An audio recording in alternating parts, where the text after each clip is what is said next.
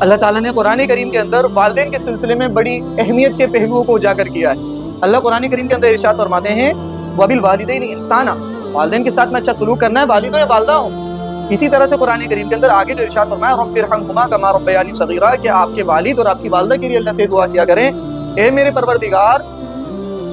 ان دونوں پر رحم فرما، کما ربیانی صغیرہ، جیسے کہ انہوں نے بچپن میں میری تربیت کی، مجھے پالا، میرا خیال کیا، اللہ ان پر تو رحم فرما۔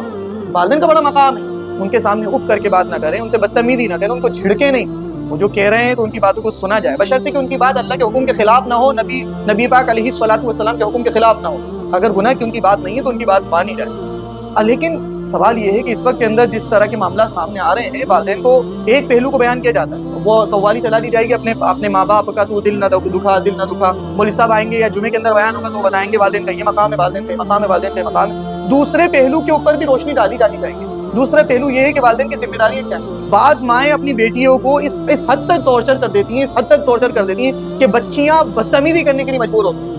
آپ بار بار تانے دیے جائیں گے، جب سے تو پیدا ہوئی ہے تیرے رشتے نہیں، تیرے پیدا ہونے کے بعد منوسیت پھیلی ہوئی، آپ تانے دیے جائیں گے کہ تیرے رشتے آتے ہیں ہر کوئی منع کر جاتا ہے، تیرے رشتے میں تو کوئی ہاں ہی نہیں کر رہا ہے، یہ منوس جب سے گھر کے اندر پڑا ہوا ہے، وہ بیچارے کا کام نہیں چل رہا ہے تو وہ گھر کے علاوہ کہیں باہر جا کے تھوڑی پڑے گا، اس کو بار بار آپ ٹارچر کیے جائیں گے تو مجبور ہو جاتی ہے پھر اولاد آپ سے زبان درازی کرنے کی۔ میں باغی نہیں بنا رہا ہوں اولاد کو، لیکن اس طرح کی اولاد مارکیٹ کے اندر ہیں، والدین کی پریشرائز کرنے کی وجہ سے، والدین کے مینٹلی ٹارچر کرنے کی وجہ سے بچے پھر بغاوت کے اوپر اترتے ہیں۔ اس لیے ہمیں ہر پہلو کے اوپر غور کرنا چاہیے، اور تقریر کرنے والے، سمجھانے والوں کو بھی سماج کے اندر دونوں پہلوؤں پر روشنی ڈالنی چاہیے۔